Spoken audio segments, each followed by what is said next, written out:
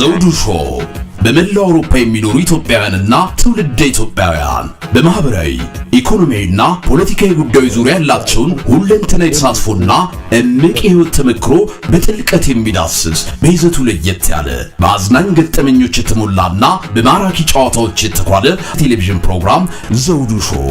ቁም ላለው ቁም ነገር ሲሹም ለተዝናኖት በያሉበት ዘውዱ ሾው።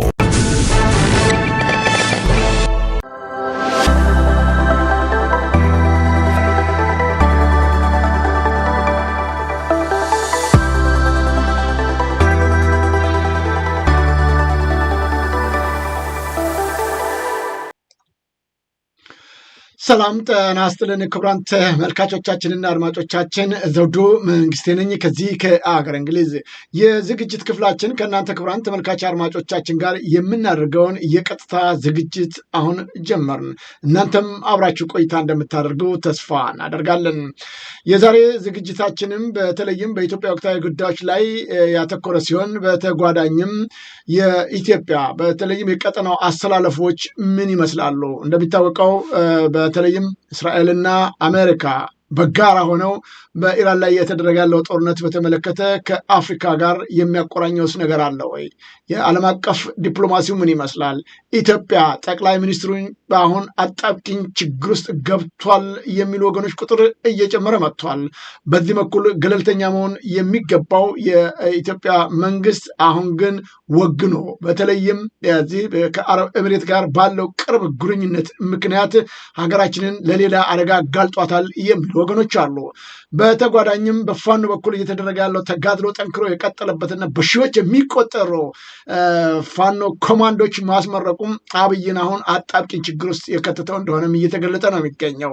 በትግራይ በኩል ያለው ጫና በዝቶበታል። በተለያዩ አካባቢዎች ዙሪያውን በተከበበበት በዚህ ሰዓት አለሁ የሚለው የሌለ ሀገሪቱንም ለችግር የዳረገ ጠቅላይ ሚኒስትር እየተባለ የሚተችበት ሁኔታ ይታወቃል።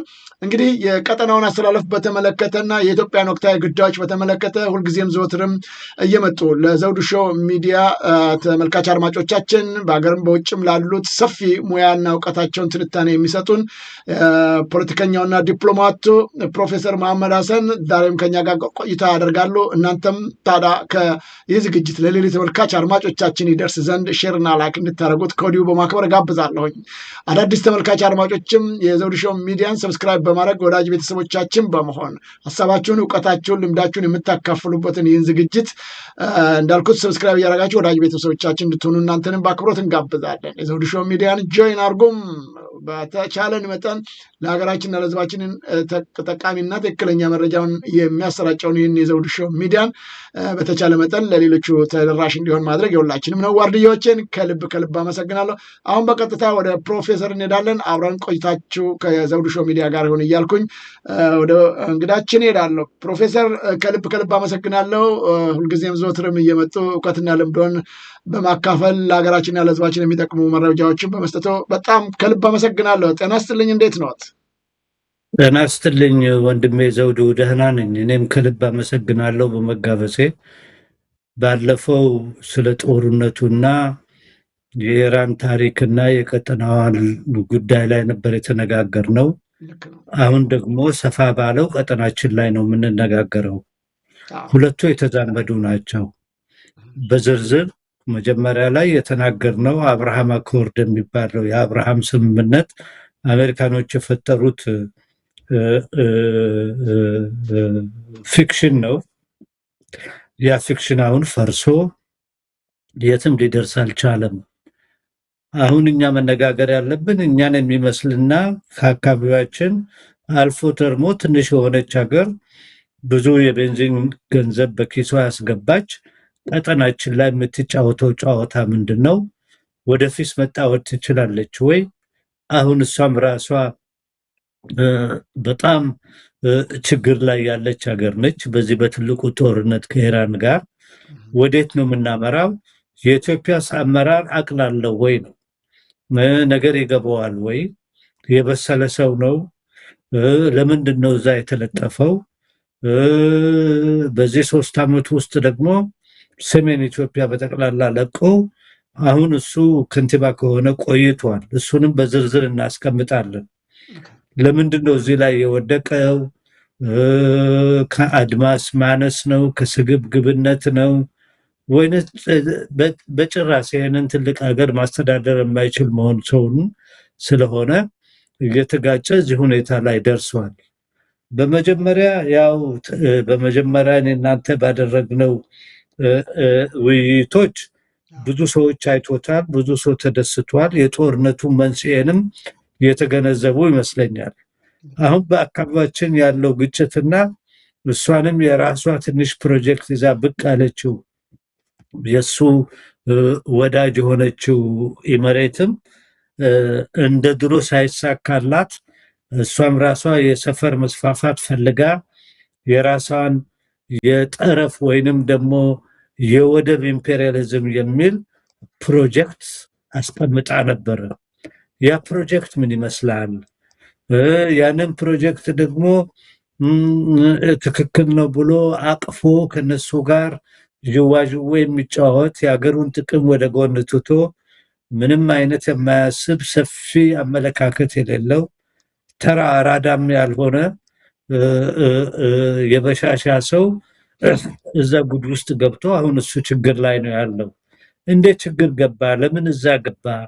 መቼ ነው የጀመረው ይሄ በሽታው የሚለውን ነው ዛሬ ትንትን እናመጣና ከዛ ወዲህ ሀገሪቷ ውስጥ ያለውና ቀጠናው ላይ ውስጥ ያለውን የኃይል አስተላለፍ በግልጽ እንነጋገራለን። ዶክተር አብይ በሱ አቅም አይደለም ከ2018 በኋላ ስልጣን ላይ ከመጣ በኋላ ስልጣኑን ያዳኑለት ሌላ ኃይሎች ናቸው። ባደረጉት ጥፋት ደግሞ ጦርነት ገብተው እነሱ ከስረዋል። ይሄንን እንዳለ ክዶ ከዛ ወዲህ እነሳና ፕሪቶሪያ የሚባል የጠንቆላ ስምምነት ላይ ከገባ በኋላ እሱ ጭንቅላት ውስጥ ዲቨሎፕ ያደረገ አዲሱ ጌቶቹ ደግሞ የሚመክሩትን ምክር ይዞ አሁን ለዚህ ደረጃ እዚህ ደርሷል። ልክ ከተመከረው ነገር ምክሮች አንዱ ፋኖን ቀበቶውንና ሱሪውን ማስፈታት አለብህ፣ እኛ በስተጀርባ ቆመን እንረዳሃለን፣ አይዞ፣ የገንዘብም የመሳሪያም እጥረት አይኖርህም፣ ፋኖ ገና ሳይደራጅ ምን ሳይል ቀስ ብለህ ተሎ ብለህ አጥፋው ብሎ የመከሩት ኢማራቶች ናቸው። የእነሱም ኤክስፐርቶች ናቸው የመከሩት። ይሄ ግን ሳይሳካላት አሁን ኦልሞስት ወደ 3 ዓመት እየተጠጋ ነው። ፋኖ በአማራ ክልልን ከእጁ ነጥቆ የነበሩትን ሙስሊሞችንም ማባሮ አሁን ግዙፍ የሆነ ድርጅት ሆኗል።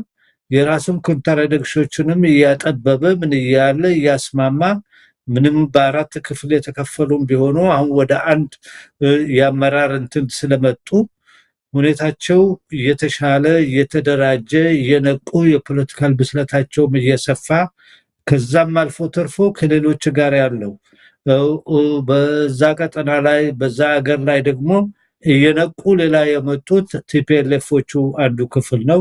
ከዛ አልፎ ተርፎ ደግሞ የአፋሩ ነው። አራተኛው ክፍል ደግሞ ኦላ ነው የኦሮሞ። ስለዚህ ሁኔታውን ስታይ በአብዛኛውን የአገሩን የሚቆጣጠሩት አሁን በትግል ላይ ያሉ እነዚህ አራቱ ክፍሎች ናቸው። ከነሱ ጋር የተደመረው ግን እሱ ለኢመሬት ብሎ ዥዋዥዌ ሲጫወትና መሳሪያ በራሱ በኩል ለነዚህ ግመል ነጋዴ ለሆኑ ለሐሜቲ እና ለሱዳን ተቃዋሚዎችን ሲረዳ ስለነበረ ሱዳኖቹም በዚህ ኃይል አሰላለፍ ላይ የሱዳን መንግስት ገብቷል። ሌላኛው አምስተኛው ደግሞ የኤርትራ መንግስት ነው። ይሄ ሰውዬ በጠቅላላ ትልቅ የሀገሪቷን ፓርት ሉዝ አድርጎ ከእጁ ቁጥጥር ስር ወጥቶ አሁን እነዚህ በጣም እየተደራጁ እየተናበቡ ጽምዶ በሚለው አሰራር ላይ እኛም አውቀናል ጉድጓድ ቀፍረናል እንዳለችው አይጥ ለኢትዮጵያ ደግሞ መድኃኒት ሊሆን የሚችል ለቀጠናው መረጋጋትና ሰላም የሚሆን በሽታውንም የሚያድን ይህንንም ሰውዬ ካለበት ቦታ ነቅሎ ለኢትዮጵያ ሕዝብ እንደገና አዲስ ጅማሬና አዲስ ሽግግር መንግስት አቋቁሞ በራሳቸው ተነጋግሮ የቀጠናም ሰላም የሚመጣበትን መንገድ አገሪቷ አሁን ልም ባለ ሃይዌ ላይ መኪናዋን በረጅም እየነዳች ነው ያለችው። ይሄ ሰውዬ ለምን ወደብ ፈለገ ለሚለው ነው። ወደብ የፈለገበት ምክንያት ለሱ አይደለም። የወደብ ኢምፔሪያሊዝም ዲቨሎፕ ያደረገችው ኤሚሬትስ ነች። ኤሚሬት ደግሞ በዛ በትልቁ አብርሃም ስምምነት የራሷ ትንሽ ፕሮጀክት ታቋቁማለች። ፕሮጀክቷ ምንድነው? በጠቅላላ ከፖርት ሱዳን እስከ ዳር ሰላም ያለውን የአፍሪካ ወደቦች በቁጥጥር ስር ማስገባት ትፈልጋለች። በዛ በኩል ደግሞ የየመን ወደቦችን በቁጥጥር ስር ማስገባት ትፈልጋለች። ያላትና ህልም ምንድነው? ኤደን የሳውዘርን የመን ወደብ በ1951 ሁለተኛው የዓለም ወደብ ነበር በዓለም ውስጥ እና እሷ የምትፈልገው እነዚህን ሁሉ ወደቦችን አንድ ላይ አጠቃላ ከዛ አልፋ ተርፋ እሷ ዱባይ ትልቋ የዓለም ወደብ ከሲንጋፖር የበለጠ ሌሎቹንም ሁሉም በእሷ ጠምዝዛ እሷ ጌታ መሆን ትፈልጋለች። ይህንን ፕሮጀክት ልታውል የፈለገችው በማጋጨት በማጣላት አንዱን ክፍል አቅፋ ሌላውን ክፍልን በመምታት ሱዳን ላይ ስርዓት ከፈረሰ በኋላ እዛ ሱዳን ውስጥ አማጺ የሆነው ይሄ ግመል ነጋዴው ሐሜቲን እስከ አፍንጫው ድረስ አስታጥቃ ከሱ ደግሞ የሱዳንን ወርቅ እየዘረፈች ወደ ሀገሯ ማምጣት ከአፍሪካ ብዙ ሀገሮች ወርቅ እየተዘረፉ ወደ ሀገሯ እየመጡ ነው ያሉት። ለዚህ ነው አሁን 2 ዓመት ሆኖታል ወርቅ ማቅለጫም ፋብሪካ ሰርታለች። እቺ ትንሽ ሀገር በህዝብም ቁጥር በጣም የመነመነች ግን ጥጋቧና ትምክህቷ ከፍተኛ የሆነ ሀገር አሁን ደግሞ ተመልሳ በዚህ ከእስራኤል ጋር ባደረገችው የአብርሃም አኮርድና ስምምነት እሷም ሀገር ዋና ከተማዋም ዱባይ የሞሳድ መጠራቀሚያና ከዛ የሚነሱበት ሀገር ሆኗል። ዘላስት 3 ዓመት ከዛ እየተነሱ በብር በምን ኢትዮጵያንም እንደ መናኸሪያ አድርጎ ይሄንንም ሰውዬ የነሱ አሽከር አድርጎ ዥዌ ላይ አስቀምጦት ይጫወቱበታል። ሰውየው አድማሱ ሰፊ ሰው አይደለም፣ ለሀገርም የቆመ ሰው አይደለም። ተነሳና አሁን ደግሞ የወደብ ጥያቄ ደግሞ አመጣ። በመጀመሪያ ደረጃ ለዚህ ልንግባባ የሚያስፈልገውና ኢትዮጵያኖች መረዳት ያለባቸው 1/3 የአፍሪካ ሀገሮች ወደብ የላቸው። ትልቅ ሀገሮች ናቸው በቆዳ ስፋታቸው በመሬት ቆዳ ስፋታቸው። አንድ ቀን በዚህ 60 ዓመት ውስጥ ጦርነት አድርገው አያውቁም። ማሊ ትልቅ ሀገር ነው፣ ቻድ ትልቅ ሀገር ነው። 1/3 የአፍሪካ ሀገር ወደብ የለውም። የጎረቤት ወደብ ነው የሚጠቀመው። በስምምነት ነው እንትን የሚለው። ይሄንን ስምምነት በ2018 አስመራ ላይ ከተፈራረመ በኋላ አዲስ ጅምር ለቀጠናው ይጀምራል ተብሎ ሞላው የቀጠናው ህዝብ ደስተኛ እንደሆነ ኮሚቴም ከተቋቋሙ በኋላ ኤርትራኖቹ በእነሱ ዘንድ ያለውን ዝግጅት ከጨረሱ በኋላ ኢግኖር አደረገና መጀመሪያ ጦርነት ውስጥ ነኝ በሚል አሳበበ። ከዛ ወዲህ ሄዶ በኢማራት ላይ ተለጥፎ እሱ ራሱ ወደ ፈላጊ ሆኖ ቀንና ማታ አሰብ የኛ ነው የሚለውን ዘፈን ማዘፈን ጀመረ። ይሄንን እንደዚህ ሊያደርጉት የቻሉት ኢማራቶች ናቸው። የኢማራቶቹ ይቅርታ ፕሮፌሰር ይቀጥላሉ። ወደዛ እንደው ሳናልፈው እዚህ ላይ ምናልባት እንዳይዘነጋ ብዬ ነው። አሁን በ2018 ከኤርትራ ጋር የተደረገ ውል እንዳለና በኤርትራኖች በኩል የተቻላቸውን ሁሉ እንዳደረጉ ጠቁመዋል። እንደው ምናልባት ምንድናቸው የተደረጉ ስምምነቶች እና በኤርትራ በኩል የተፈጸሙ ነገሮችስ የሚታወቁ ነገሮች አሉ? ስምምነቶቹ ብዙ ነው። አንደኛው በሴኩሪቲ ሰፈሩን አብሮ መጠበቅ፣ ሁለተኛ ኢትዮጵያ የኤርትራን ወደቦች መጠቀም እንደምትችልና ምን ያለምንም ችግር እንዳውም በጣም እርካሽ በሆነ እንትን የኤርትራ ወደብ መጠቀም እንደምትችል አለበት ስምምነቱ። ሶስተኛ ከሰፈራችን ውጭ የሆኑ ሰዎች ገብቶ ሰፈራችን እንዳይበጠብጡ። አራተኛ ሀገሪቷ ውስጥ ሰላምና ማረጋጋት መኖር እንዳለበት፣ ኤርትራ ደግሞ በዚህ በሰላምና መረጋጋት እንደምትረዳ። አምስተኛ ትልቅ የኢኮኖሚ ሪሌሽንሺፕ በኤርትራና በቀጠናው በተለይ ደግሞ ከኢትዮጵያ ጋር ትልቅ የኢኮኖሚ ግንኙነት መኖር እንዳለበት፣ ያለፈው የነበረው ግብግቦችና አላስፈላጊ ችግሮች እነሱ ተፍቆ በአዲስ ጅምር አዲስ የቀጠና አመለካከት መኖር እንዳለበት ነው የሚለው ስምምነቱ። ዝርዝር ጉዳዩ በጣም ብዙ ነው። ከዛ ከአስመራ ስምምነት በኋላ እኮ ጅዳም ሄደው ሳውዲ አረቢያ ባለች በጋብዛ ጅዳ ላይ ያንን ስምምነት አጽድቀዋል። ያ ስምምነት ለምን ፈረሰ ለሚለው ማን ነው ይህን ሰውዬ ጎትቶት ከዛ ስምምነት በነሱ በሚፈልጉት ፕሮግራም ላይ ያስገባው ማን ነው የሚለውን እኔ በኔ በኩል ማየው ኢመሬት ነች። ትንሽ ገንዘብ አሳየችው። በአንድ ጊዜ 3 ቢሊዮን ብር ሰጠችው ዶላር። ከዛ ወዲህ 800 ሚሊዮን ዶላር ለባጀት እርዳታ ብላ ሰጥታለች። አልፎ ብዙ አገር ስምምነቶች አድርጓል። የኦሮሞ መሬቶቹንም በሊዚንግ ሊባቡርን ባሌ ላይም ሰጥቷቸዋል። አዲስ አበባን የቱሪስት ሪዞርት አደርጋለሁ ብዙ ነገር ተፈራርሟል። ኤሚሬቶቹ አፕታይታቸው በጣም ተከፍቶ እንደዚህ አይነት ደንቆረና እንደዚህ አይነት በነፃ ሀገሩን የሚሸጥ ያገኘ ነው ብለው ይህንን ሁሉ ገቡበት። እነሱ እንደዚህ አይነት ጦርነት ይመጣል ወይንም ደግሞ አሁን የደረሱበት ሁኔታ ይደርሳል ብሎ አላነበቡም። ሰገብጋባ ስለሆኑ ከራሳቸው ጥቅም ብቻ የሚያዩ ኢቭን በቀጠናውም ላይ ከጎረቤቶቻቸውም ጋር እንኳን ብዙ አቅል ያላቸው ሰዎች አይደሉም። ለዛ ምሳሌ የምሰጥህ ምንድነው የመን ውስጥ መግባታቸው ለምን አስፈለጋቸው? የየመን ቀይ መስመር ነው ለሳውዲ አረቢያ። ለምንድን ነው እዛ እንዲገቡ ብልህ ቢሆኑ ኖሮ የየመንን ሰገብጋባ ስለሆኑ ግን የመን ውስጥ ድርጅት ፈጥረው አስታጥቀው ምን ብለው በመርከብ መሳሪያዎች አምጥተው ገቡ። ሲገቡ ሳውዲዎች ተነሱና ይሄ ቀይ መስመር ነው አይሆንም ብሎ ደብድቦ እጃቸውን ቆርጦ አባረሯቸው። እዚህ ላይ በጣም ልናስተውል የሚያስፈልገን አንድ ነገር አለ። የፕሬዝዳንት ኢሳያስ ከፍተኛ ሮል ነው። ፕሬዝዳንት ኢሳያስ ነገር በጣም የሚያነቡ ነገር የገባቸው ስለሆኑ እስቲ እነዚህ ሳውዲዎች ለምንድን ነው የሚያከናፉት? ናሽናል ኢንተረስታቸው አደጋ ላይ እየገባ ነው። ግብጾቹን ለምንድን ነው እንደዚህ አይነት ትልቅ እንቅልፍ ውስጥ የተኙበት ምክንያት? ትልቅ መንግስት ነው። በየጊዜው በአጠር ባለመልኩ ስነግራቸው አያዳምጡም። እስቲ ልሂድ ብለው ግብጽ ሄደው ግብጾቹን አነጋግረው ተኝታቸዋል። ናሽናል ኢንተረስታቸውን ወደ ጎን ወርውራቸዋል። አደጋ አለ ብለው አስረዷቸው።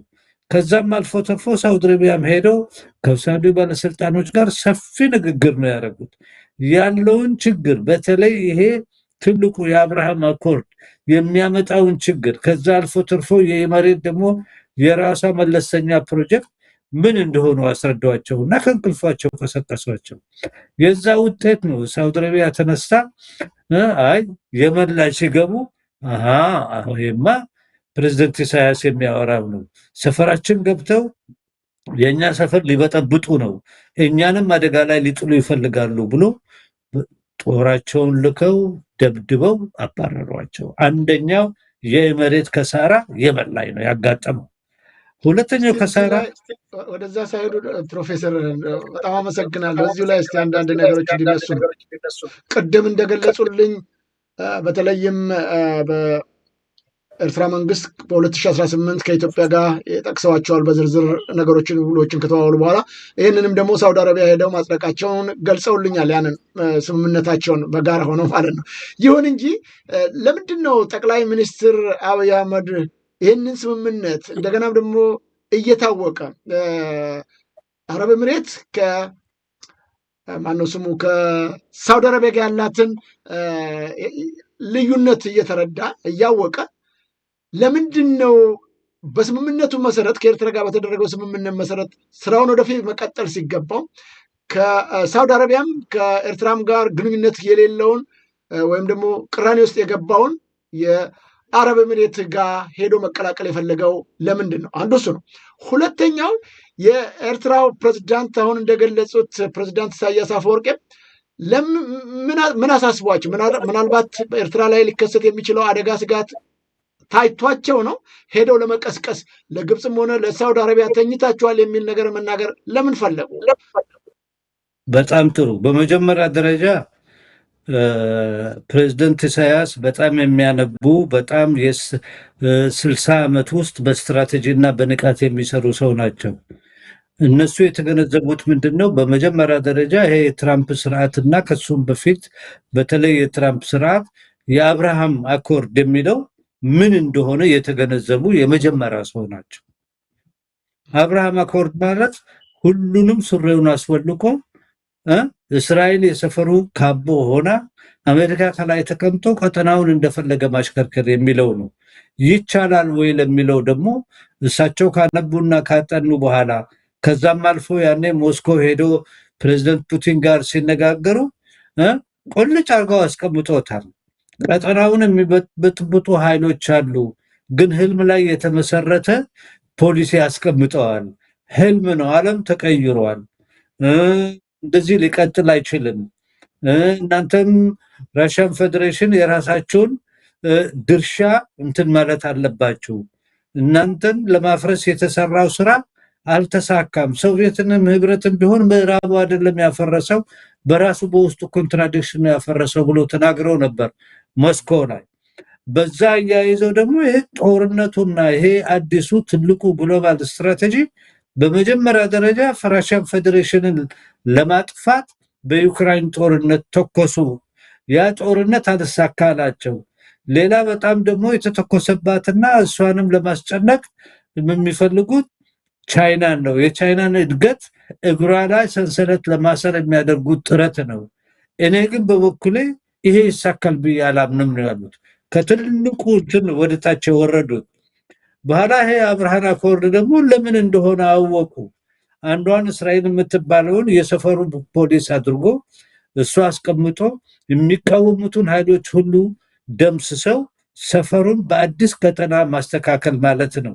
ይሄ ማለት ምንድነው? እስራኤል እነዚህ ነገሮች ሁሉ እሷ ካቦ ሆና የተለያዩ የሃርሙዝን የቀይ ባህርን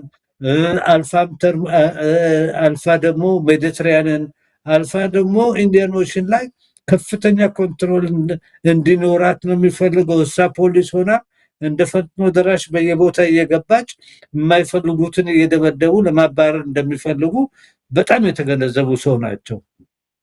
ስለዚህ ነው እሳቸው ቀጠናውን በሶስት በኩል ሲከፍሉ ሲያስቀምጡ፣ አንደኛው ትልቁ ሆርን ኦፍ አፍሪካ የሚባለው አደጋ ላይ ነው። ቀጠናው አደጋ ላይ ነው። ቀጠናው አደጋ ላይ የሆነው ምንድነው? የቀጠና ሰው ሆነው ግን ጅል የሆነ ለሰው ተገዝቶ እነሱ ለሚፈልጉት ስትራቴጂዎች ዥዋዥው የሚጫወት በውሸት ኖቤል ፕራይስ የተሰጠው ግን አቅሉ ሰፊ ያልሆነ ሰውዬ ኢትዮጵያ ውስጥ ጠቅላይ ሚኒስትር ሆኖ እንትን ብሏል። በአንድ ጊዜ እያሳድነዋል። ግን አሁን የመሬቶች እንደፈለጉ እንደ አሽከር እንደ እንዝርት የሚያሽከረክሩት ሰው ነው። የመሬት ፕሮጀክት ይሄ የወደብ ኢምፔሪያሊዝም የሚለው አብሮ ከአብርሃም አኮርድ ጋር የተያያዘ ነው። መለስተኛ ፕሮጀክት ነው። እሱ የእሷ ነው። የእሷ መስፋፋትን ሶማሊያ ላይ አይተዋል። አልፎ ተርፎ ደግሞ እስከ ዳሬ ሰላም ድረስ የደረሰ እጇ አጭር፣ እሷ ራሷ በንስ ወከፍ አጭር ሀገር ግን በኪሷ ብዙ ብር ያላት ሀገር መርሰነሪ የገዛች የሱዳንን እርስ በርስ ጦርነት አባብሳ ሱዳንንም የምትዘረፍ ሌላም ቦታ ዘረፋ የተዘጋጀች ነች። ለዛ ዘረፋ አንዱ የቀጠናው ሰው የሆነ ከዚህ በፊት ስምምነት ከኤርትራም ከቀጠናውም ጋር ያደረገ ሰውዬ ተገልብጦ የጅች ትንሽ ሀገር አሽከርና የነሱ ፖሊሲ አራማጅ ሆኖ ታየ። ለዚህ ነው እሱ ኢሚዲየትሊ ፋኖን ሱሪውን አስፈታለው ያለበት። ምንድነው? ፋኖ እኮ ከሱ ጋር ተታግሎ ነበር በዛ በነበረ ሁኔታ። ለምን ፋኖን ማስፈታት ፈለገ? ለምንስ ኦላን ይታገላል ይወጋል እስካሁን ድረስ? ለምንድነው የአፋር ኤሪያ ላይ እንትን የሚለው? እሱ የሚፈልገው ቀጠናውን ኢትዮጵያን ሁሉ እንደ አሽከር ሽጦ መሬት እንድታስተዳድር ነው። ሁሉ ስቴፕ የወሰደው ፈለገ እዚህ ላይ ነው። ለምንድነው አብይ አህመድ በሰላም አሽከር ስለሆነ ከኤርትራ ጋርም እንደዛ ሰላም ከፈጸመ ከኤርትራም አልፎ ሳውዲ አረቢያ ቅድም እንደገለጹት እንደዛ አይነት ስምምነት ላይ ማጽደቅ ነገር ከተስተዋለ ወደብም ጭምር በጣም በርካሽና በነፃ ባነት በሚቻልበት ሁኔታ ካገኘ ምንድነው የሱ ፍላጎትና ጥቅም? ትልቅ ሀገር ኢትዮጵያን በጣም ትንሽ ለሆነች ሀገር ብዙ ጊዜ እርስዎ እንደሚሏት ጃልሜዳን ለማታክል ሀገር አረብ ኤምሬት ስር ለመሸጎጥ ለምን ፈለገ? ምንድን ነው ጥቅሙ? አድማሱ ሰፊ አይደለም። ችሎታው ይሄ ነው። አድማሱ ሰፊ አይደለም። የሀገር ስሜት የለውም። ትልቅ ሀገር እንደሚያስተዳድር አይገባውም። ትንሽ ቀሚስ የለበሰች ኪሷ ውስጥ ብዙ ብር ላለው ላላት ትንሽ ሀገር አሽከር ሆነ። በጣም የሚገርም ነው። እኔ 130 ሚሊዮን አለኝ ብሎ እሱ ለራሱ 5 ሚሊዮን የማትሆን አብዛኛው የውጭ ሀገር ዜጋ የሆነበት ሀገር ለነሱ እንደዚህ መደነሱን የምታየው ሃንዲካፕ ነው። አድማሱ ሰፊ አይደለም። አገሩንም ለአገሩ ህዝብም የቆመ ሰው አይደለም። ተራ ደላላ ነው እና ዥዋዥዌ እንደ ህፃን ልጅ ይጫወታል። ግን ሁኔታዎች ተቀየሩበት። ይሄ ተቀየሩበትና እሱ ራሱ ተመታ። አሁን ባለው ሁኔታ የ2 ሳምንት ነው የሱን ከተማ ጎስት ሆኗል። ተመታ። ትልቅ ችግር ላይ ወደቀ። መጀመሪያ በሳውዲስ በኋላ አሁን በዚህ ጦርነት የነበሩትን ሚሊተሪ ቤዞች ምናምን ተመቱ። ከዛም አልፎ ተርፎ የሱን ከተማ እየተደበደበ አሁን የደረሰበት ፖይንት ምንድነው? ባንኮቹም ራሳቸው እየለቀቁ ነው። ትልቁ ባንክ ሲቲ ባንክ ከዱባይ እየለቀቀ ነው። አብዛኛው ደግሞ የሰራተኛው ክፍል እዛ አካባቢ ያሉ ከኢንዲያ እየመጡ ናቸው፣ እየሮጡ ናቸው ሀገራቸው ወደ ሀገራቸው ለመመለስ በኦማን በኩል መኪና እየተከራዩ እየሸሹ ነው።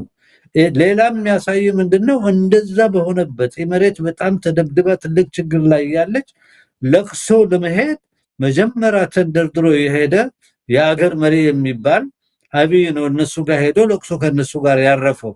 ይሄ የሚያሳይ ምንድነው? አሽከርነት ሌቭሉ በጣም ሰፊ ነው እና ለነሱ የተገዛ በነሱ የሚያምን የውሸት ወደብም አምጣ አሉት። ወደብ ያስፈልጋል ብሎ ከኤርትራ ጋር ያለውን ግንኙነት አሻክሮ አበላሽቶ እዚህ ደረጃ አድርሷል እና ከዛም አልፎ ተርፎ በሰሜን ኢትዮጵያ ያለው ሁኔታ ተቀልብሶበት ሰሜን ኢትዮጵያ ውስጥ አሁን ያለው ጽምዶ ወይንም ዩናይትድ ፍሮንቱ ከሱ የተሻለ እነዚህን ዝም ብሎ ሻንቆቹን ይዞ ሄደ እንጂ ድሬ ያለንትን ሰሜን ኢትዮጵያ ከጁ ወጥቷል። ትግራይ ከጁ ወጥቷል። አማራ ከጁ ወጥቷል። አፋርም ከጁ ወጥቷል። ሱዳኖቹም በዚህ በዩናይትድ ፍሮንት ውስጥ አሉ። ኤርትራኖችም አሉ። የጊዜ ጉዳይ ነው። አዲስ አበባ ላይ ነው የሚሄዱለት። ይሄ ስርዓት ብዙ የሚቆይ አይደለም። እንኳን እሱ ጌቶቹም ራሳቸው አሁን ተንገጫግጨዋል። የት እንደሚሄድ አናቅም። ግን ሞላው የኢትዮጵያ ህዝብ አሁን ማየት ያለበት የለውጥ ዋዜማ ላይ ነን ያለ ነው። ይሄ ሰውዬ ሰፊ አመለካከት ያለው አይደለም። ከአሁን ወዲያም ሰፊ አመለካከት ሊያመጣ አይችልም። እንደሱ በጣም የወፈሩ ድመቶች ተሰባስቦ ካፍንጫቸው በላይ የማያዩ ሀገራቸው ምንም ስሜት የሌላቸው ሰዎች ከሱ ጋር አሉ። አሁን እኛ መነጋገር ያለብን አዲሱ ዋዜማ ለውጥ መምጣቱ ኢትዮጵያ ውስጥ አይቀርም፣ ይመጣል። እነዚህ ልጆቻችን ተታግለው ምን ብለው መቀጠው ቀበቶና እንትና አስፈታለው ያለው ያላቸው አቅም ምስለኔዎቹ ተደብድበው አዲስ አበባ ገብተው አንዱም ለማኝ ሆኗል፣ ደሞዝ ተቃርጦበት ያለው ዩናይትድ ፍሮንት ተስፋፍቷል። እኔ ምንድነው ማየው እንደ ኤርሊ ዋርኒንግ ሲስተሙ ይሄ ሰውዬ ብዙ አይቆይም፣ ስርዓቱም ይወድቃል። ለኔ በጣም ኮንሰርን የሚያደርገኝ ወንድሞቻችን አሁን ትግል ላይ ያሉት ምንም አይነት አነሰሰሪ በዝም ብሎ ሰከንደሪ ኮንትራዲክሽን ላይ መጋጨት የለባቸውም። እየበሰሉ መምጣት አለባቸው። ሁሉም የሀገራችን ህዝብ ነው። አብሮ ተያይዞ እያደጉ እየበሰሉ ሁሉንም አቅፎ አልፎም ተርፎ እስከ ደቡብ ኢትዮጵያ የሚደርሱበትን አቅጣጫ እንትን ብሎ ይሄንን ስርዓት በአጭር ጊዜ ከኢትዮጵያ ነቅሎ አዲስ የሽግግር መንግስት ኢትዮጵያ ውስጥ መምጣት አለበት እላለሁ። ቀጠናውም ደክሟል። ቀጠናውም ካሁን ወዲያ በእንደዚህ አይነት መንገድ መቀጠል አይችልም። የህዝቡም እየነቃ ነው ያለው። አሁን ሁዳዴና ረመዳን ነው። ከዚህ ረመዳን በኋላ ረመዳን እንኳን ከነገ ወዲያ ያልቃል፣ ሁዳዴ ትንሽ ይቆያል። እንደዛም ሆኖ ሞላው የኢትዮጵያ ህዝብ የተስማማበት ሞላው የኢትዮጵያ ህዝብ ኑሮ የት እንደደረሰና እንዴት እንደተጎሳቀለ የሚያውቅበት ነው። እኔ አሁን አፍሪካ አካባቢ ነበርኩ፣ ብዙ ኢትዮጵያኖች አግኝቻለሁ። እግዚአብሔር በገላገለን ነው የሚሉት። ሁሉም ከተለያዩ ቋንቋ የሚናገሩ ክፍሎች የመጡ ናቸው። የሚጠብቁት የሚሉት ባጭር ይሄ ሰውዬ ከሀገራችን ተነቅሎ መሄድ አለበት። የነበረውን ጥሩ እድልንም አፍርሶብናል። በጥሩ እንጀምራለን ብለን ገምተን ነበር። ምንም አይደለም። ህዝብ ነው። ለህዝብ 7 ዓመት 8 ዓመት የ8 ደቂቃ አይነት ነው። ኦፍ ኮርስ ለአንድ ሰው ወይንም ለአንድ ሴት 8 ዓመት ብዙ ነው፣ ግን በህዝብ ታሪክ ምንም አይደለም። ሀገራችን አሁን ቀጥተኛ መስመሯን ይዛ እየሄደች ነው ያለው። እንዳልኩ ጽምዶው እየተደራጀ ነው፣ እየተዋወቀ ነው፣ ወጣቱን እያስተማረ ነው። ለቀጠናችን ለችግራችን ላለው በሽታ መድኃኒት እየሆኑ ነው ያሉት። እኔ ይሄ ስርዓት ብዙ ይቆያል ብዬ አልገምትም። አለቃውም እንደሆነ ሀዘን ላይ ነው ያለው፣ ተመቷል። ቀስ ብሎ መነሳትም 2 ቦታ ነው የተመታው፣ በዋናው ከተማውና ራሱ በራሱ መካከል ጭቅጭቅ ተነስቷል። ሁለተኛ ከየመን ተባረዋል።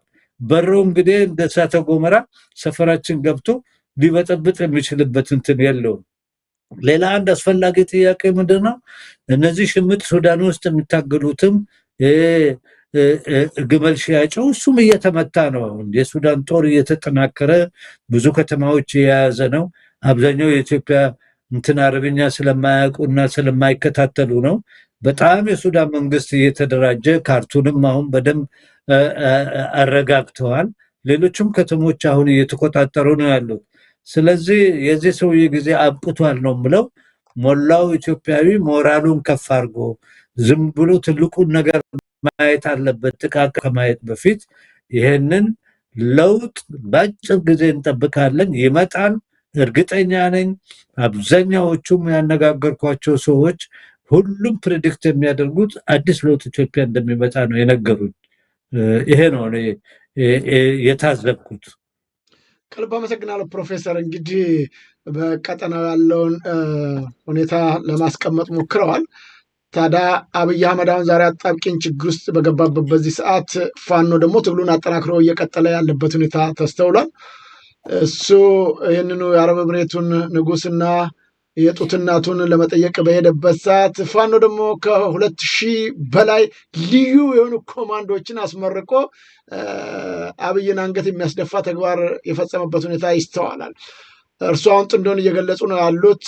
በተጓዳኝም ፋኖ ጠንክሮ እየቀጠለ ያለበት ሁኔታ አለና የዚህ ፋኖ መጠንከር ለአብይ አህመድ መውደቅ ያለው አስተዋጽኦ፣ እንደዚሁም ደግሞ ሌሎቹም አካላቶች ይህንን ስርዓት የማይደግፉ እርሶም እንግዲህ ወደ ተለያዩ አፍሪካ ሀገር ሄጄ አነጋግር ያለው ይህንን ሰው የሚወድቅበትን ቀን እየጠበቁ ነው ብለውኛልና ከኢትዮጵያ አልፈው አፍሪካ ሀገራቶችም ጭምር እንደዚህ አይነት ተስፋ ካላቸው በኢትዮጵያኖች በኩል የሚገኙት ሌሎቹ ከዚህ ከፋኖ ትግል ጋር በመቆራኘት ስራቸውን ይሰሩ ዘንድ ምን ይጠበቃል ይላሉ?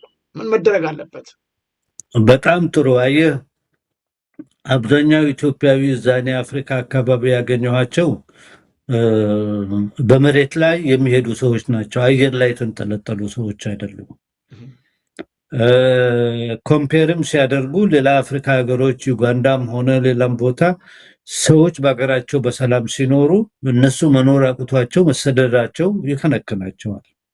ከዛ አልፎ ተርፎ የሚገርምህ ነገር እንደነዚህ ሀገሮችም ውስጥ ሰርተው ይኖራሉ። ከዛም አልፎ ትንሽ ገንዘብም ለዘመዶቻቸው ይልካሉ። እንዴት ነው ሀገራችን እዚህ አይነት ሁኔታ ላይ የደረሰችው? የሰው እጥረት የለንም፣ የውሃ እጥረት የለንም፣ ለምለም መሬት እጥረት የለንም። በጣም የሚሰራ ታታሪ ህዝብ አለን። ምንድነው የኛ ችግር የሚለውን በጣም ያስቡበታል። እኔ ያገኘኋቸው ከአንተ ፕሮግራም ጋርም የሚከታተሉ ሰዎች ስላዩኝ ነው እና በአብዛኛው ከአንተ ነው እና ጋበዙኝና ስናወራ ጋሽ መሐመድ ምንድነው ፕሬዲክት የምታደርገው? እኔ ፕሬዲክት ማደርገው አሁን አዲስ አበባ ላይ ያለው ጅዋጅዌ የሚጫወተው ስርዓት ኦልሬዲ 98 በመቶውን ጨርሰዋል። ኦክሲጅንም እየጨረሰ ነው። እኔ የምለው የባረዱ ሽታ አፍንጫው ድረስ መድረሱ አይቀርም። እናንተም ራሳችሁን ተዘጋጁና በደንብ ተከታተሉ። ሀገራችሁ በቅርብ ጊዜ ትመለሳላችሁ። አዲስ አገር በአዲስ መሰረቱ ይመዘገባል ብዬ አጫወትኳቸው። ራሳቸው ነው የጋበዙኝ። አንደኛው ሬስቶራንት አለው እና ጋበዘኝ። ሌላ ሰዎች ጠራ ምናምን፣ እባክን ሌክቸር አድርግን ምናምን ብሎ ጠራኝ። ሌክቸር አደረኩላቸው። ብዙዎቹ ተደሰቱ። እንደዚህ የሚገልጽልን ሰው ስላጣን። እኛ እኮ የፖለቲካ ስርዓት ፈላጊ አይደለንም፣ በሀገራችን መኖር የምንፈልግ ሰው ነን። ሀገራችን ውስጥ ሰርተን ቤተሰቦቻችን ረተን መኖር እንፈልጋለን። እንድንሰደድ ያስገደደን ይሄ ያለው ስርዓት ነው። ኢኮኖሚው ደግሞ እንዳውም እህቱ መታ ነበረ እግዚኦ አለች። ሰው እንዴት እንደሚኖር እዛ ሀገር ውስጥ አላውቅም። በደሞዝ የሚኖር ሰው የለም ኢትዮጵያ ውስጥ። አንዳንዱ በአንድ ጊዜ ቤት የሰራ ቤት አከራይቶ ነው የሚኖረው። እሱም ራሱ ወር መጨረሻ አይደርስለትም። ስለዚህ የኑሮ ሰቆቃ በጣም ከባድ ነው።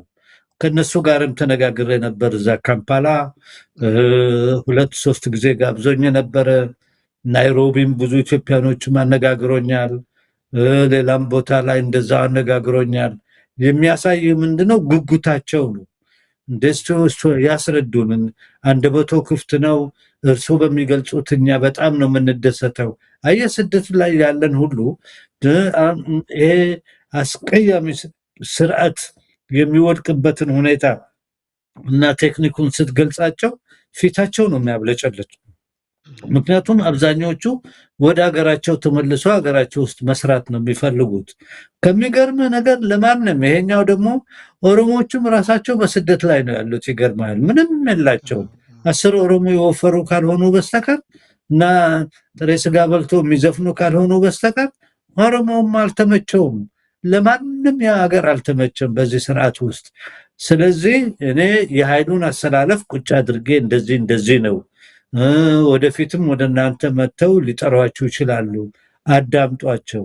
እነዚህ ልጆቻችን ናቸው፣ ወጣቶች ናቸው፣ አዲስ አመለካከት ያላቸው፣ ሀገራቸው ተረጋግቶ በሀገራቸው ላይ መኖር ነው የሚፈልጉት። ለሁላችንም እሱ እንደፈለገው የሚያሽከረክርበት ሁኔታ እዛ እግር ውስጥ አይኖርም። እሱን አስረድቻቸዋለሁ። ሌላ ስለ መሬትንም ጠይቆኝ ነበር በዝርዝር። ይሄ ሀገር ምንድን ነው? እንዴት ተፈጠረ? ከ1971 ዓመተ ምህረት አባቱ ጥሩ ሰው ነበሩ፣ እንደዚህ ግብዝ አልነበሩም። ይህን ሁሉ አስቀምጬ ይሄ ሰውዬ ግብዝነቱና እብድነቱን አስቀምጬ ሁሉንም እዛ በቀመሰው በለበሰው ነጭ ቀሚስ ውስጥ ያለውን ብር እያወጣ የሚገዛ ይመስላል። ሰደቃ ወይንም ደግሞ መስጊድ ሄደው ከሰግደ ስትወጣ ድሃዎቿን አለ አይደለም አንዳንድ 2 ብር እየወረወርክ እንትን እንደሚለው ይሄው እንደሚያስቃቸው ቁጭ አድርጎ ሻንቆዎቹን በዛ ደግሞ የራሱን ሻንቆዎች አስቀምጦ እሱ የሚሰራውን ስራ ነው የምታየው። ይሄ ነው። የትም ብዙ ቦታ አይደርስም። እሱም በጣም ችግር ላይ ነው ያለው። ይሄ የአብርሃም አኮርድ የመሬት ደግሞ የወደብ ኢምፔሪያሊዝም የሚባለው ምንድን ነው? ለምን ሱዳን ላይ በጠብጣሉ? ለምንድን ነው ሶማሊያን የሚበጠብጡት? ለምንድን ነው ኢትዮጵያ የሚበጠብጡት? ለምንድን ነው ከጅቡቲ ጋር የተጣሉት? ለምንድን ነው ሳውዲስ ከየመን ያባረራቸው? በዝርዝር አድርገን ተጫውተን እንዳውም ወደ 1-4 ሰዓት ምናምን ከዛ ወዲህ እንዳውም እራት ጋብዞኝ ጥያቄ የሚጠይቀኝም ጠይቆኝ ምናምን በደንብ ተጫውተን ነው እንትን ያለው። ስለዚህ ለወደፊትም እኔ የምመኘው የፋኖ ሰዎች ወደዛ ሄደው ፋኖ ምንም ዩናይትድ ፍሮንቱም አንድ ላይ ሆነው የሚገርም ከብዙ አካባቢ የመጡ ሰዎች ናቸው። ሁሉም ኢትዮጵያኖች ናቸው። ከሰሜንም ከትግራይም ከአማራ ክልልም ምናምን ከደቡብ ምናምን የመጡ ናቸው። ሰው ጉጉት አለው ለለውጡ። ስለዚህ የኃይሉን አሰላለፍ ነው ያስረዳኋቸው። አብሽሩ፣ በአጭር ጊዜ ሀገራችን እንገባለን። ይሄ ዥዋዥውን እንቆርጥለታለን፣ እሱም ራሱ ይጠፋል። ኦሮሞቹም ነበሩ ብዙ እዛ ቢቢሲ ላይ የሚሰሩ ነበሩ።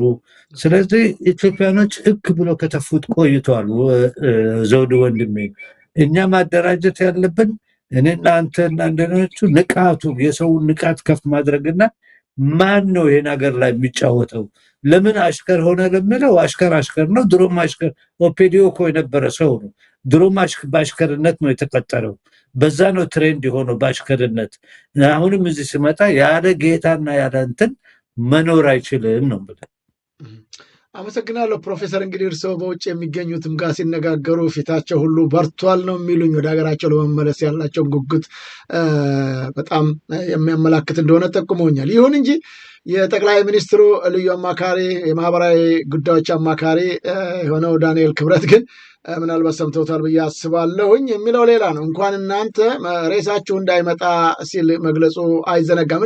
ምናልባት ለተመልካች አድማጮቻችንም እሱ የተናገራቸውን ነገሮች እናንሳና ለዚች ሀገር የደከምነው የለፋነው እኛንን ምን ይሰራሉ? እዚህ እዛ ቁጭ ብለው ዋሽንግተን ዲሲ ተቀምጠው ቤት ተከራይተው እዚህ የሚቀመጡት ለምንድን ነው? እቺ ሀገር እኮ እኛ ከሌለን ትፈርሳለች። እኛ እንዋጋለን፣ እኛ እንሞታለን። እዛ ቁጭ ብለው አገሪቱን የሚበጠብጡ አሉ። ስለዚህ እነዚህም መቀበል የለብንም፣ ሬሳቸውም እንዲመጣ አንፈልግም ሲል እንዲህ ተናግሯል። እስቲ እንስማና የእርሶን ምልከታ ደግሞ ያስረዱኛል። ግን እኔ ምንድን ነኝ? በቃ ታስከብረው ራሷ። ይሄን የሚለው ሰው ከኢትዮጵያ ምንም መጠየቅ የለበትም። ምንም። ለምሳሌ አንዳንድ ጊዜ በውጭ የሚኖሩ ሰዎች የሚገርመኝ ሂደት አላቸው። ኢትዮጵያን የሆነ ነገር ያደርጋሉ፣ ይሟገታሉ። መጨረሻ ሲሞቱ ለምን ቅበሩን ይላሉ። ማን ባስጠበቀው ሀገር ነው ማን መጥቶ የሚቀበረው? አገር ዝመት ብትባል እኮ ያንን ምን ዘምተው? አሜሪካዊው አይዘምትም፣ ጃፓናዊ አይዘምትም፣ ጀርመናዊ አይዘምትም። እኔና እናንተ ነን ምን ዘምተው? እሺ እኛ ዘምተን ባከበርናት ሀገር ለምን ታዲያ ሌላ ነገር ይፈልጋሉ? ጀግነታቸውን ቀይረዋል፣ ፓስፖርት ወስደዋል። የእኛን ችግር ላለመካፈል መርካቶ ቢወደድና ቢረክስ እኔና እናንተ ነው የምንጎዳው ሄደዋል። እነሱ በኒውዮርክና በዋሽንግተን ወይም በለንደንና በአምስተርዳም ገበያ ነው የሚመሩት። ሰው ይተውልና ኢትዮጵያን በቃ ይተዋል። በቃ ለኛ እዚሁ ለቀረ ነውና ብትወረር ለምን ዘምተው ብትጎዳ ለምናዋጣው ለኛ መተው ነው ያለባቸው። እንደሱ ቢተውልን ኑሮ ከነሱ ጋር አንነጋገርም ነበር። እውነት ነው አያገባችሁ ምንል ነበር። ግን ይመጣሉ፣ ይገባሉ። ለምንድን ነው ዋሽንግተን ዲሲ ቤት ተከራይተው ኢትዮጵያ የሚያድሩት? ከዛው ለምን የተከራዩበት ቤት ለምን እዛው አያድሩም? ለምንድን ነው ፌርፋክስ እየሰሩ መርካቶ የሚመለከታቸው? ለምን እዛው ፌርፋክስ አይኖሩም? በቃ ለኛ ለኔ ለናቴ ላክስቴ ላጎቴ ነው ጉዳዩ ካሉ እኮ መተው ነው ያለባቸው። እኛ ግን ይመለከተናል። እቺ ሀገር ብትፈርስ መጀመሪያ ምን ጎዳውኛ ነን? ሀገር ምናጣውኛ። እንግዲህ እንደሰሙት ነው ፕሮፌሰር። እቺ ሀገር አንድ ነገር ብትሆን የምንጎዳው እኛ ነን፣ እነሱ አይመለከታቸውም የሚል አስተያየት ነው እየሰጠ ያለው። ምን ይሰራሉ? ለምን ይመጣሉ? ገንዘቡን ግን ይፈልጉታል። ምን ማለት ነው? እውን እሱ ነው ለኢትዮጵያ የቆሙት እነሱ ናቸው። ዲያስፖራው አይመለከተው። ፕሮፌሰር ድምፆ ተቋርጧል። ይቅርታ ፕሮፌሰር ድምፁ አሁንም የለም። ኦኬ ይሰማል። ትሰማኛለህ? አሁን ይሰማል። ይቀጥሉ። አሁን ይሰማል። ይሄ ደብተራ ነው። አድማሱ ሰፊ ሰው አይደለም። የሀገር ጥቅም የሚባልም አይገባውም። ከዛ አልፎ ተርፎ እንኳን የሀገር ጥቅምና የተማረበትንም ቅሱናውንም በደንብ የሚያውቅ አይደለም። ይተውልን፣ እኛን ለምን ይረብሹናል ውጭ ያሉት የሚለው ምንድነው? ጊዜው ማለቁ የተገነዘበ ይመስለኛል። እኛን ሩቅ ሆኖ ይበጠብጡናል። እኛ በሰላም እዚህ ሆነው ለናቴ ላክስቴ ለምናምን ለምን አይተውልንም የሚል ከጭንቀት የመጣ አነጋገር ነው። ምክንያቱም ይሄ ሰውዬ ሰሜን ኢትዮጵያ ውስጥ አማራ ክልል ላይ፣ ትግራይ ላይ፣ አፋር ላይ ይሄ የሚካሄደው ሁሉ ነገሩ አዲሱ ጥምረት ምናምን በጣም ያስደነገጠው ሰው ነው። እንደዛ ብሎ ኦፕን ከተናገረ ጌታው ደግሞ ምን ያህል እንደተደናገጠ መረዳት ትችላለህ። ስለዚህ እሱ ራሱ መሰከረ። ጊዜው አልቋል ነው የሚለው። ተውን፣ እኛ እዚህ እንግዛ። ለምንድን ነው እኛ እንትን ምትቀኑብን? እኛ እዚህ ሀላዋ እየበላን ነው፣ እዚህ ጠጅ እየጠጣን ነው። ትንሽ ነን፣ እውነት ነው። ህዝቡ ተቸግረዋል። ብቻ ለዘመዶቻችሁ ገንዘብ ላኩ፣ ግን በምንም በሀገራችሁ ጉዳይ አትነጋገሩ የሚል የመሀይም ንግግር ነው። ይህም በመናገሩ ራሱ ስርዓቱን የተገነዘበ አይመስለኝም። ስለዚህ የእነዚህ ደብተራዎች አመለካከት ጥሩ አይደለም። ከሆዳቸው በላይ የሚያስቡ ሰዎች አይደሉም። ግን አገሪቷ ያለችበት ተጨባጭ ሁኔታ የተለየ ነው። ኢትዮጵያ በከፍተኛ ደረጃ አርግዛለች። እኔ ትዝ ይለኛል ወጣት ሁኜ አንድ ዘፈን ነበር አብቁቷል የጭቆና አገዛዝ የሚለው እንትን ኢትዮጵያ አፋፍ ላይ ወጥቷል። አሁን ይሄ የጭቆና አገዛዝ አገሪቷን ትልቅ ችግር ላይ የጣለው መውደቁ አይቀርም። በገዛ ራሷ ልጆቿ ከፍለው ተታግለው ምን ብለው አዲስ አበባ ይመጡለታል። እኔ ምንም ጥርጣሬ የለኝም። ለዛ ውስጥም ያለህ ውጭም ያለህ ሁሉ ደግሞ ሞራልህን ከፍ አድርገህ መቀነትህን በደንብ አስረህ የመጨረሻው መንገድ ላይ የተካሄድን ስለሆነ በዚህ መጨረሻ መንገድ ላይ እንጥለዋለን። ምንም ጥርጣሬ የለም። እንጥለዋለን። ጥለን ደግሞ ይሄን ሀገር ነፃ እናወጣለን። ቀጠናውንም እንዲረጋጋ እናደርጋለን። ይሄ ሰው እናም እድለኞች ነን። እግዚአብሔር ወይ አላህ እናመሰግናለን። ያቺ ትንሽ ምጽጽ ሀገር በኪሷ ብዙ ብር ያላት ሀገር ደርሶባት የማይታወቅ ድብደባ ነው የደረሰባት። ከዛ ተነሳ ለመራመድ ብዙ ጊዜ ሰውየው ይህንን በመደናገጡ ነው ቶሎ ብሎ ወደ ለቅሶ የሄደው። ለማሳዘን ሄዶ እናቱን እግሯን እንደሳመው አሁን ደግሞ አዝኛለሁ አስለቃሽ ነኝ ብሎ ለለቅሶ እንደዛ መሮጡ ምን ያህል በነሱ ኦክሲጅን እንደሚኖር ነው የሚያሳይ። ክብርም እንኳን ለራሱ የለውም። ቶሎ ብሎ ነው ሮጦ ሄደው በጅቡቲ በኩል አድርጎ። ስርዓቱ ከነሱ ጋር የተሳሰረ ስለሆነ እነሱም የነበራቸው ህልም ትልቅ ነገር የፖርት ኢምፔሪያሊዝም እና ቀጠናውን እንገዛለን የሚለው አመለካከትም እንዳለ ፕሮጀክቱ አፈርድሜ በልቷል። ስለዚህ እኛ በተቻለ መጠን ወንድሞቻችን የሚታገሉትን በአመለካከት በፖለቲካል ስሎጋን በምን ውህደታቸው እንዲጠነክር ስለነሱም በደንብ ለሌላው ማድረስ አለብን እላለሁ። በዛ ዘውዱ አንተ ከፍተኛ ሮል እየተጫወትክ ነው ያለው። የእነሱንም እንትን ወደዛ ማድረስ አለብን። ይሄ ማለት ምንድነው? ያልተሰቃየ የለም። ለአዲሱ ቤታችን ግንባታ አሁኑ መዘጋጀት አለብን ብዬ አምናለሁ። ቀጠናውም ሰላም ይሆናል ብዬ አምናለሁ። ወንድሜ ዘውዱ ከልብ አመሰግናለሁ ፕሮፌሰር። ክቡራን ተመልካች አድማጮቻችን እየተከታተላችሁት የምትገኙት እዚህ እንግሊዝ ከሚገኘው የዘውዱ ሾው ሚዲያ ነው። እንግዳችን ፕሮፌሰር መሐመድ ሀሰን ናቸው። በቀጠናው ባሉት ጉዳዮች ላይ የቀጠናውን አስተላለፍን በተመለከተና በተለይም በአፍሪካን በተንቀሳቀሱባቸው ጊዜያቶች ኢትዮጵያኖቹ በተለያየ ዓለም ያሉትም ኢትዮጵያኖቹ ስለ ኢትዮጵያ ያላቸውን ተስፋና እንደዚሁም ደግሞ ወደ ሀገራቸው ስለሚገቡበት ሁኔታ ያደረጓቸውን ንግግሮችና ውይይቶች ነው እያካፈሉ ነው የሚገኙት። በተጓዳኝም ከኤርትራም ይሁን ከቀጠናው አካባቢ ኢትዮጵያ እየተፈጸመች ያለችውን በዚህ በደካማ ጠቅላይ ሚኒስትር የገጠመንን ችግር እያብራሩልን ነው ያሉት። በጣም አመሰግናለሁ ፕሮፌሰር። እስቲ እንግዲህ ያው ሀሳባችንን በዝርዝር እየቀጠሉ ነው ያሉት። በጣም በርካታ ልምዶትንና እውቀቱን ነው እያካፈሉ ነው የሚገኙትና አንዳንድ ሰዎች ቅድምም እርስዎ እንደገለጹት በተለይም ጠቅላይ ሚኒስትሩ የዚህ የአረብ ኤምሬቱ እናት እግር ላይ ወድቋል ብለዋልና ብዙዎቹ ይህንን ምንድን ነው የሚሉት? ኦልሬዲ ያኔ እግሯ ላይ ወደቀ፣ ሄደ፣ ጠየቀ፣ ልጅሽ አርጊኝ አላት። በእነሱ ሀገር ህግ ደግሞ ያው ማደጎ ሆነ ማለት ነው። በእኛም ሀገር ይሄ በኦሮምኛ በኦሮሞቹ ጉድፈቻ እንደሚባለው በየሁሉም እንደየ ብሔረሰብ ሁሉም የየራሱ ያስተዳደግ እንትን አለው።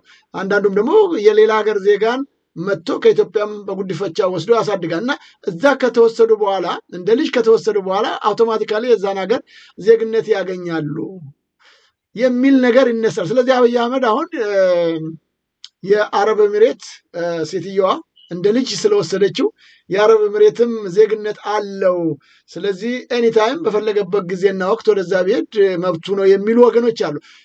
ትግሉ ቀጥሏል። እርሶም እንዳሉት ኢትዮጵያ ነፃነቷን ማወጁ አይቀርም። ይህ ሰውዬ ለሕግና ለፍትህ መቅረብም ይጠበቃል ብዬ አስባለሁና ምናልባት ይሄ የሚባለው ነገር አንደኛ እንግዲህ የአረቡን እንትን ያውቁታል ባህል ምን እንደሆነ እንደ ልጅ ከተቀበሉ የዛን ሀገር ሲቲዝን በቀጥታ ይወስዳሉ ወይ?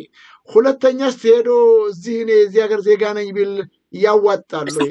ሶስተኛው የአንድ ሀገር መሪ እንዲሁ አይነት የማደጎ ጥያቄ ሲያቀርብ አብይ መጀመሪያ ነው ብዬ ገምታለሁ። የኔ ግምት ነው። እርስዎ እንደው ከልምዶ ሰምተው ያውቃሉ? የአንድ ሀገር መሪ እንደዚህ አይነት ጥያቄ ሲያቀርብ እንደው በታሪክ ይታወቅ ይሆን? አመሰግናለሁ። ምን መሰለህ ወንድሜ ዘውዱ፣ ራሱን የማያከብር ሰው አረብ አያከብርም። ክብር የሚጀምረው ከቤትህ ነው። አረብ እናንተ አይነት ሰው ነው። ካንተ አይበልጥም፣ ካንተም አያንስም። ግን አገርህን አፍርስ የሚልህ አረብ መሬትህን ካንተ ነጥቄ እኔ ሆቴል ሰራለሁ፣ ሴት ልጆቹና ወንዶቹ ግን እዚህ አሽከር ይሆናሉ፣ አቢድ በእነሱ ቋንቋ በሚናገሩት። ሀገርህንንም እበዘብዛለሁ፣ ወርቁንም እኔ ዘርፌ ወስዳለሁ።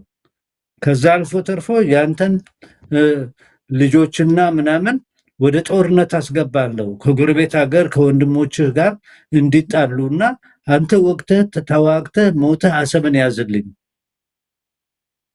ይህንን ሲለው ለአንድ ሰው እሺ ካለ እንደዚህ አይነት ባሪያ በዓለም ታይቶ አይታወቅም። ለአላህ ይጸልያል አረቡ። እኔ እንደዚህ አይመስሉኝም። ነጋ ድሮን ነበር እነዚህ መግዛት ያለብን።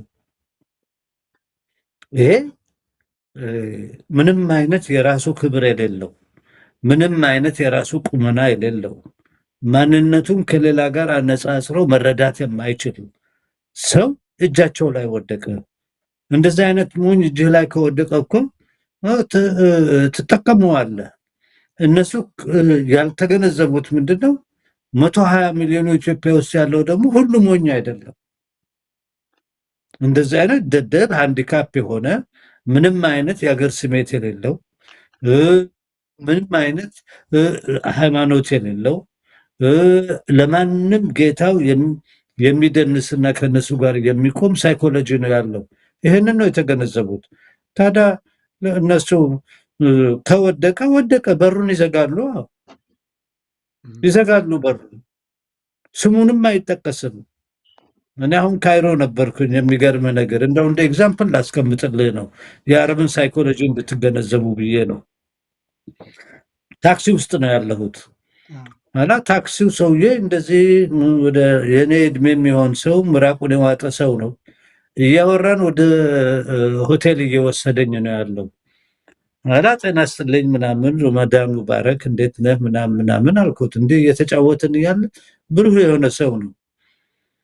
እንዴት ነው አገሩ አልኩት። ደህና ነው ምንም ችግር አይደለም ምናምን። የሚገርምህ አለኝ፣ ያው አንድ ሰው ይህንን ሀገር 30 ዓመት አስተዳድራለ፣ ሙባረክን ማለቱ ነው።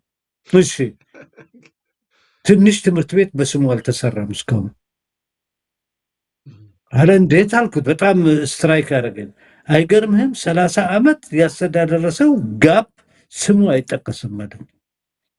እሱ ከወደቀ ጀምሮ አሁን ያደጉት ልጆች ሙባረክ የሚባል ፕሬዝደንት እንደነበረ አይነገራቸውም ማለት በትምህርት ቤት። ለምን አልኩት። እርሱ ሰው ስለሆነ በጨዋታ እየተጫወት ነው። የእናንተስ ይሄ እብድ ውሃ ከለክላለሁ የሚለው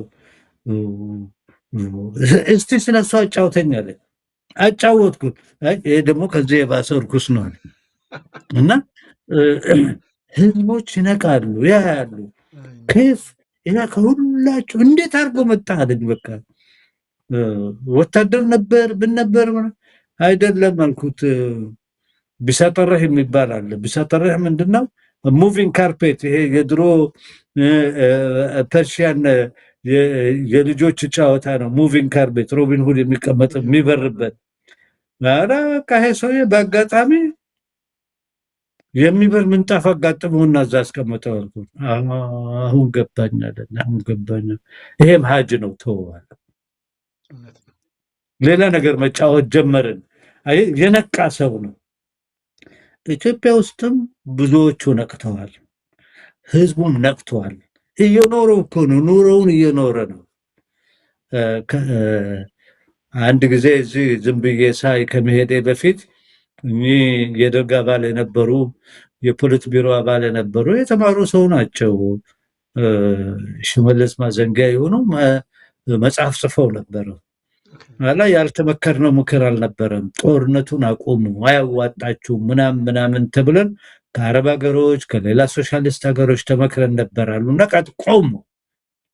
አላ ልጁ ታዲያ ከተመከራችሁ ምን ነው ለምን አልቀጠላችሁም? እሱማ ታውቀዋለህ ብሎ ደመደሙ። ሰውየው ማለታቸው ነው። አልገባውም። ቢነግሩት ወደፊት ብሎ እሱ ራሱ ወደፊት ሸሽቶ ዚምባብዌ ገባ። ይሄም ከዚህ ውጭ ወደፊት ብሎ ወይ ይሸሻል ወይ ይገደላል። ከዚ ግን ለጠየቀኝ ጥያቄ መሬት አይቀበሉትም ያኔ።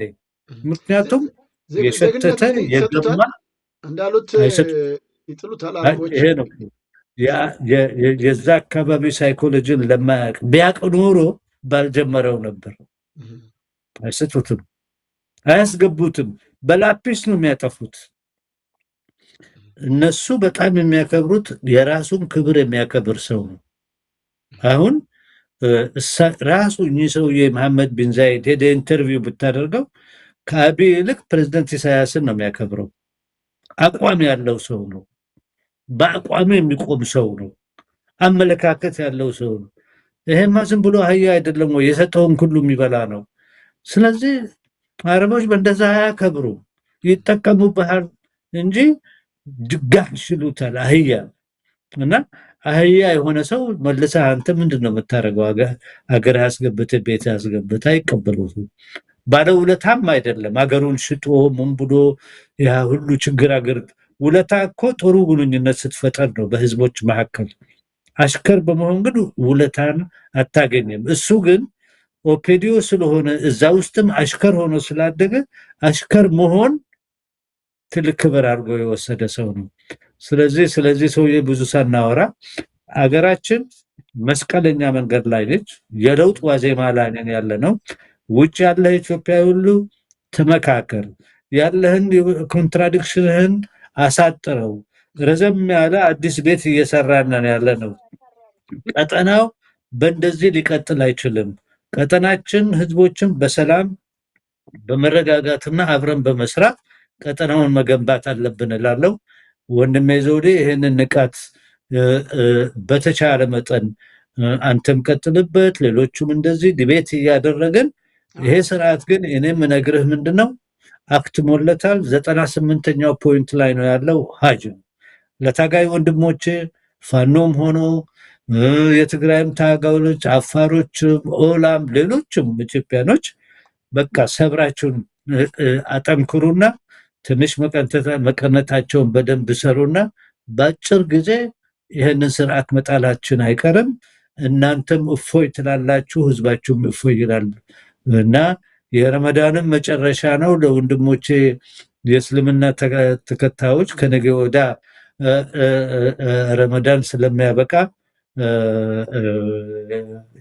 በደንብ አድርጋችሁ ተደስታችሁ ሞራችሁ ሳይነካ ሄዳችሁን ተናዘጋጁ። የክርስቲያን ወንድሞችንም በዓላችሁ ሲደርስ በደንብ አድርጋችሁ እንደ ባህላችሁ እንደ ታሪካችሁ አዛምዳችሁ አንድ ላይ በአዲስ ቤት እንሰራለን ብዬ አምናለሁ። ቀጠናውን በዚህ ጉዳይ ላይ ተዋህደዋል።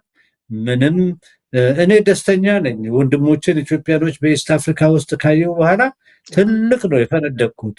ወንድሞቼ ሁሉ የሚገርምህ ነገር ጎሳ ላይ ሳይመሰረቱ ቋንቋ ላይ ሳይመሰረቱ ባገኙ ቦታ ነው የጋበዙኝ። ካምፓላ 2-3 ጊዜ ነው የካፈሉኝ። ናይሮቢ 6 ጊዜ ነው የጋበዙኝ። አስረዳን ፕሮፌሰር መሐመድ እንወያይ፣ የተወያየ መልስ አለው በሚል ነው የደመደምነውና ውይይታችን ይቀጥላል። ዘውዱ አመሰግናለሁ።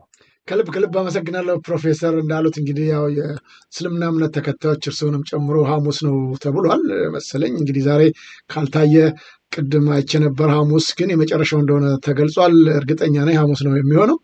ከልብ አመሰግናለሁ። መልካም ዓመት በዓል ይሁንልዎት ለእርስዎም። በቀጣይ ደግሞ በሌሎች ርዕሰ ጉዳዮች ላይ እንደዚሁ ሀሳባችንን አንስተን ለተመልካች አድማጮቻችን እንደምናካፍል ተስፋ አደርጋለሁ። እግዚአብሔር ይስጥልኝ። እግዚአብሔር ይስጥልኝ። ቴንኪው። ክቡራን ተመልካች አድማጮቻችን ከፕሮፌሰር መሐመድ ጋር ያደረግነው ሰፋ ያለ ውይይት ይህንን ይመስላል። በተለይም በቀጠናው ዙሪያ ያሉትን ሁኔታዎች በዝርዝር አካፍለውናል። አሰላለፉ ምን እንደሚመስል ጭምር ሳይቀርና እንደዚሁም ደግሞ በአፍሪካም የሚገኙ ኢትዮጵያኖች እና በሌሎችም አካባቢዎች ስላሉት ለኢትዮጵያ ያላቸውን ፍላጎትና ራዕይ ምን እንደሚመስል አካፍለውናል። እንግዲህ ህዝባችንና ሀገራችንን መታደግ የምንችለው እኛው ራሳችን ዜጎች በመስራት ነው። በዚች በትንሽ የአረብ ኤሚሬት ሀገር ህዝባችን እየተበጠበጠ ነው ያለው። ሀገራችንም እየታመሰች ነች ያለችው። ሰውየው ራሱን ፍላጎትና ሀሳብ ተንተርሶ ብቻ ነው የሚሰራው እንጂ ለሀገርና ለህዝብ የሚሰራ መሪ እንዳልሆነ በተደጋጋሚ ተገልጿል። እንደምታዩት የተለያዩ ውሎችን ተዋውሏል ከአረብ ኤሚሬት ጋርም በጣም በርካታ ውሎችን። ይሄም ውል ደግሞ ለሀገር የሚጠቅም ሳይሆን ሀገርን የሚሸጥ ለሀገር ጉዳት የሆነ ምንም ፋይዳ የማይሰጥ ውሎች እንደተዋዋለ ነው ብዙ ጊዜ መረጃዎቹ እየወጡ የሚገኙት። ምን እናድርግ ነው? አሁንም በጋራና በአንድነት ቆመን ህዝባችንና ሀገራችንን መታደግ የሚገባን በውጭም በሀገርም የምንገኝ እኛው ራሱ ዜጎችንና መስራት የሚገባንን በጋራ እንስራ ነው የምለው። የዘውዱ ሾው ሚዲያ እንግዲህ ከፕሮፌሰር መሐመድ ጋር ያደረግነው ሰፋ ያለ ውይይትን ይመስላል። በቀጣይ ደግሞ በሌላ እንግዳ እንገናኛለን። ይህን ዝግጅት እስካሁን ስትከታተሉ ለቆያቸው በመላው ዓለም ለምትገኙ ኢትዮጵያና ትውልደ ኢትዮጵያ እንደዚሁም በሀገር ኢትዮጵያ የምትገኙ ሼርና ላይክ እያረጋችሁት ለሌሎቹ እናንተም ራሳችሁ ሰብስክራይብ እያረጋችሁ ወዳጅ ቤተሰቦቻችን በመሆን ሀሳብ፣ እውቀት፣ ልምዳችሁን እንድታካፍሉን እንጋብዛችኋለን። የዘውዱ ሾው ሚዲያን ጆይን አድርጉላለሁኝ። በተረፈ በሌላ ጊዜ በሌላ እንግዳ እስከምንገናኝ ሰላም ጤና ይስጥልኝ እያልኩ መሰናበታችሁ ከፕሮፌሰር መሐመድ ሀሰን ጋር ይህንን ዝግጅት በመምራት እስካሁን ከእናንተ ጋር ቆይታ ያደረግኩትን የዘውዱ መንግስት የነበርኩኝ። መልካም ጤና ይስጥልኝ።